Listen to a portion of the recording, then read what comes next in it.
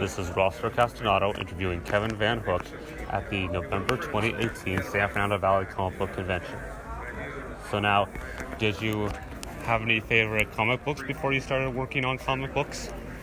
Yeah, I was a big fan of the Fantastic Four. That was my book that I really loved as a kid. Very nice. Why would you say that was your favorite? It was one of the early books I was exposed to, and I loved the team. I liked the friendship.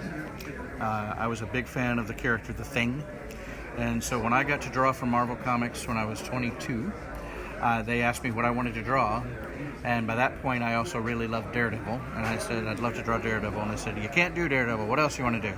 And I said, I'd love to draw The Thing. And they let me. So I did a Thing story in Marvel Presents number 21. Very nice. Why would you say those were your favorites? I think The Thing in particular was just that, again, he was a tortured character. He was outwardly a monster, but he was really a hero. He was somebody that was just a good guy. And as far as Daredevil goes, I think I was really heavily influenced by what Frank Miller and Roger McKenzie did, and really liked the storylines, the brooding character. I thought they were very intelligently written, and I think that's probably what attracted me most to those. Very nice. Okay, and so what was the first comic book that you worked on? The first comic book I worked on, unofficially, when I was 17, I went to show my work for Marvel and I got rejected, which is understandable. But I was staying with an artist named Paul Smith, who'd let me stay at his place with another comic book creator.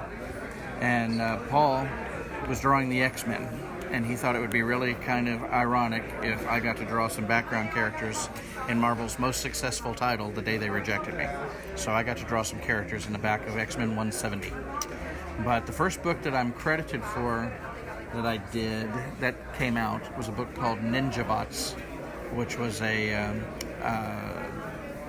science fiction fantasy about giant ninja robots in 1986.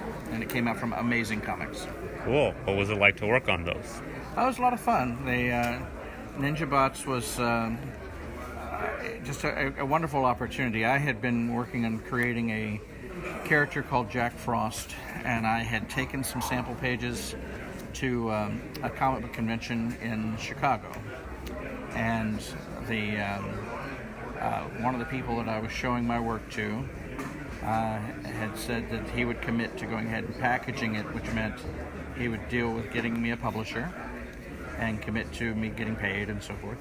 And I went home with the idea, okay, I'm going to do Jack Frost. And then within a day, I got a phone call saying, how would you like to draw another book before we publish Jack Frost?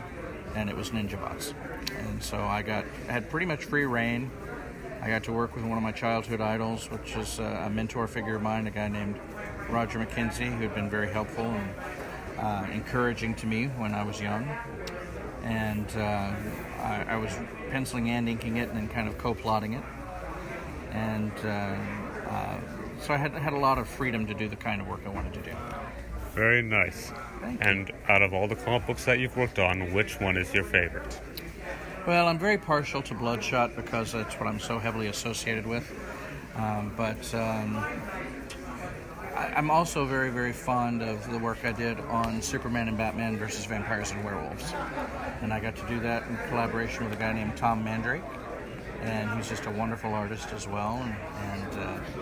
And it was just a really great experience to get to draw, or rather to get to write a character that I had grown up with like Batman. Very nice. Why would you say those are your favorites? Well, Batman was always an iconic character, somebody that had been so well loved over the years, and it was a chance for me to tell a story outside of continuity, which meant that I could, kind of do it within the bounds of what I wanted to do. I didn't have to worry about what was happening last issue or next issue. I was a self-contained story. So for me, I tried to write what I considered to be the iconic Batman. So my Batman has a Batcave, he's a detective, he has Robin is a former partner, Nightwing is a former partner, there's a butler named Alfred, all the things that you think of when you associate with Batman that may not always be current. but in my case, I was able to tell those kind of stories. Very nice. Well, thank you for allowing me to interview you. Well, thank you. I enjoyed it, Ross. You're welcome. Glad you liked it. Well, there you have it.